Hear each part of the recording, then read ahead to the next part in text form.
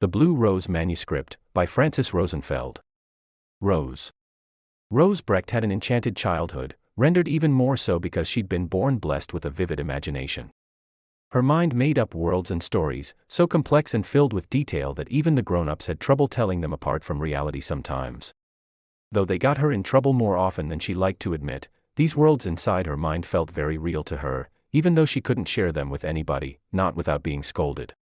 Throughout her childhood, this imaginary world shared the landscape of her mind with the real one, and she allocated equal importance to the two, to the dismay of her family and friends.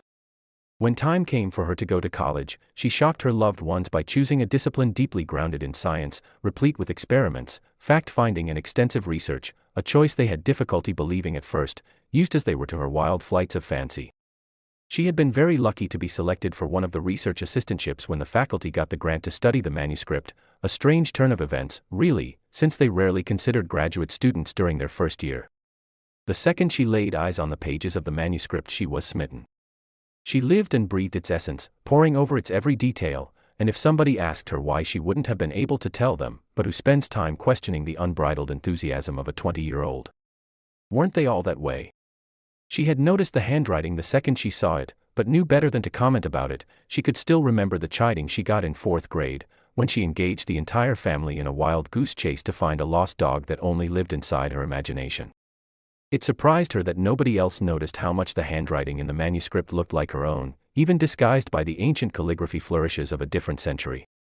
She didn't think twice about internalizing the crazy belief that she must have penned that manuscript herself somehow, in a different life, maybe, or during a trip back in time, or through some other equally unlikely feat, and welcomed this crazy belief as a core truth of that other life of hers that she lived inside her head and shared with no one. Her real-life dedication to the project didn't pass unnoticed, however, and it endeared her to the library custodian and to the members of the research team in a way that facilitated her analysis and fact-finding in significant ways. She was holding the last page of the manuscript in her lap, lost in the secret world she and it shared, absent-mindedly touching the old paper with the tips of her fingers, trying to remember its familiar texture, and half listening to the conversation in the background, which ran over details about the next step of the project, travel plans and grant requests, when she was interrupted from her blissful reverie by an irate uttering of her name. Rose.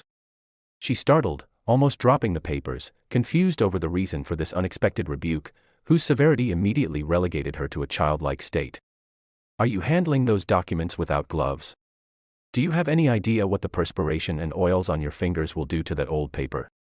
If the custodian sees you, we'll never get access to a manuscript again. It was a miracle they even allowed us to see this one. The library wasn't keen on sharing papers from the private collection." Rose blushed to the roots of her hair, mortified by the public dressing down, and started looking for her archival gloves in a panic, while her eyes welled up with tears. She tried to hold them back, of course, but she wasn't able to do so before a heavy teardrop reached the bottom of the paper and left a permanent stain next to the rose seal, despite her desperate attempts to wipe it off before the thirsty paper absorbed it like a sponge.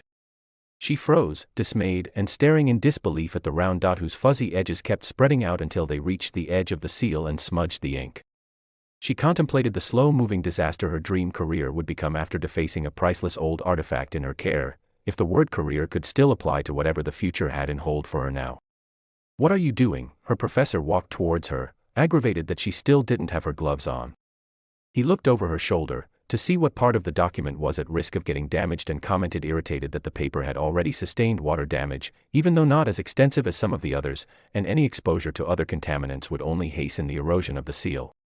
Rose breathed out very, very slowly, careful not to reveal the wild pounding of her heart, which she could feel in her throat and hear in her ears, just as she could feel her cheeks burn and reach a deep shade of rose and her eyes turn glassy from the rush of blood that went to her head.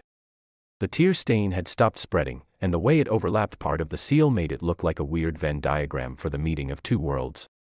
What a strange thing, she thought, that this teardrop seemed to have always been there. It contributed, somehow, to the uniqueness of the document, and it belonged to it now, just like the darkening of the text from the previous pages, or the optical illusion of the roses.